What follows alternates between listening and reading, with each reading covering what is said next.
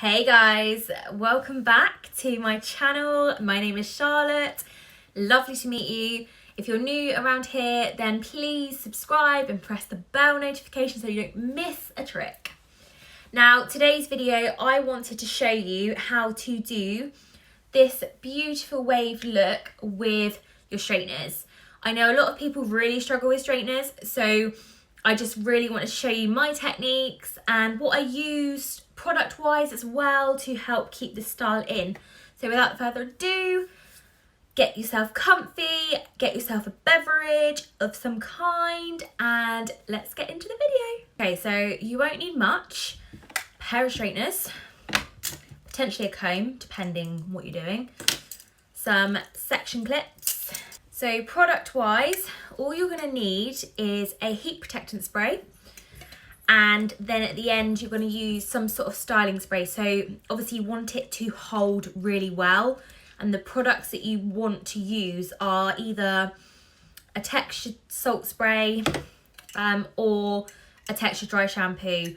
I love either, so I will probably do a bit of both because I kind of want it to hold ready for tomorrow as well. Not that I'm going to be going anywhere or doing anything. And obviously the makeup is just for effect because my face is so spotty from all this mask wearing. So let's get into the video, shall we?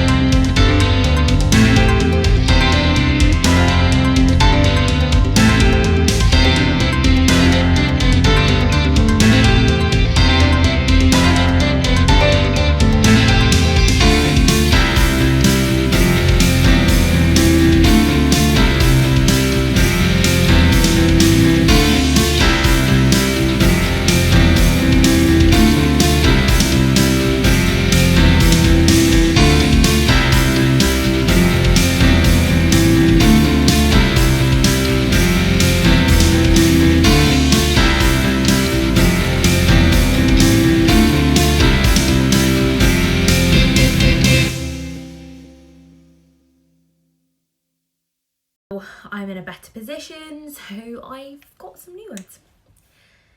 So you don't want to take a really small section. You just want to probably this size, do a couple of them. And because I've got some shorter hair around the back, again, I'm not too worried about it as long as I can kind of twist it. So what you want to do is you want to hold your straighteners going down. So I'm going to go in. So I want them to come away from my face. You see sometimes they come onto the face and I hate that look. I'm not a fan of that look at all. Some hairdressers do it and I'm just like, no. Like, it has to go away from the face. So I find this side, as a right-handed person, I find this side the easiest to do. It's when I get to this side, that's when I struggle. So without further ado, you want to just put it in like that, half twist, down and out. It doesn't have to be anything special because you are just going to go through this afterwards with your fingers or a comb and mess it up a little bit.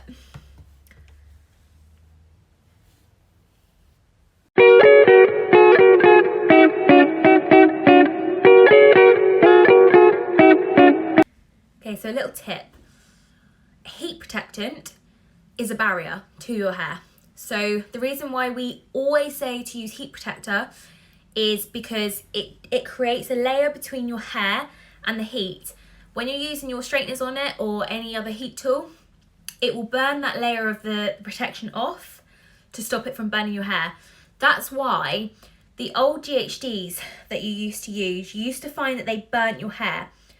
And even if you had used heat protection, the only reason that was because the plates on them weren't very good at keeping the temperature constant, so you were having to go over and over it.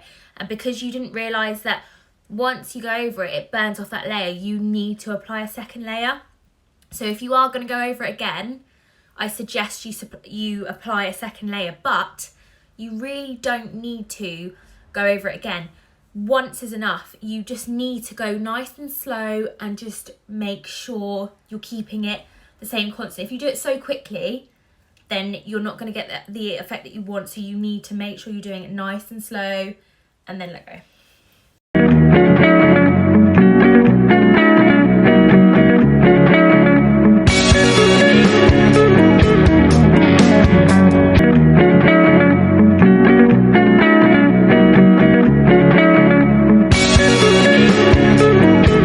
Okay, now onto the other side. I'm not going to touch that because this will drop very quickly if I start touching it. Because of the oil on my fingers and my hands, it's just going to make it drop. So I'm going to leave that to cool down and let it do its thing, because once it's cool, that's when it stays in place. That's the other thing.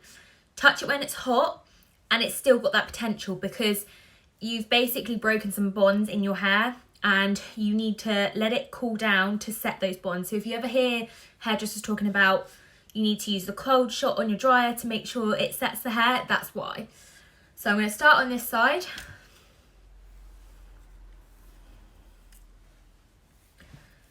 Again, heat protector, plenty of it. Okay, this time I have got to go the other way. So I am now using my left hand. I'm right-handed. This I find really tricky, but it's just getting the hang of it. Just don't burn your ear. So again, it's the same technique. As I say, I find it so much harder to do. But yeah, you want to do that. So I always have to pick it up with my right hand. I don't know why. I just do.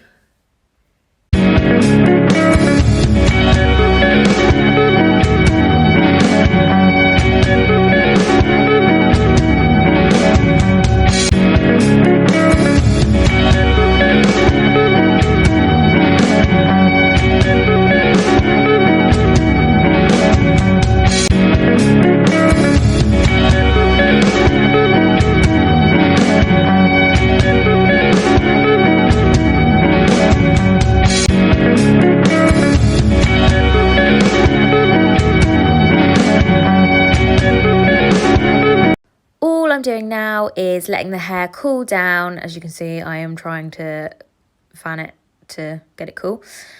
Quick swig of the drink. And then after that, I'm going to show you what we are going to do to dress the hair out. Okay, I've done it. I'm just sort of letting this side cool down a little bit more. So I'm going to show you what I'm going to do this side. So again, don't play around with it too much because we don't want to fiddle too much with it. What you need to do is either get a comb with like a wide tooth on it, so something like that. Don't use the thin end. This is just my cutting comb, so I've just literally found that. I can't find my proper GHD comb that's a bit wider. I'm not sure whereabouts that is. It might be in my wedding hair kit, so we'll just improvise. So I normally use my fingers just as like a bit of a rake, kind of just rake it through. But for the purpose of this video, I think I might just use my comb. So what you want to do is you want to just gently go through it and just loosen out some of these curls or waves. And they will slightly drop. It depends on how like neat you want them. Like I'm not too fussed about them being that curly. So again, I'm gonna go through this side now. my hair tends to drop fairly quick anyway, and I quite like the whole wavy look. Okay, so you can see the sort of started to come back up again, so they're, you know, they haven't been like brushed out completely. What I'm going to do is, this is where your products come in. So your products are really handy to help you kind of keep this look, especially if you're going out. And obviously we're not doing any of that this year. So this here is Bedhead's Queen Beach Sea Salt Spray. It's just going to give you some texture, give you a little bit of hold, a bit of something in your hair basically. I'm loving this flick.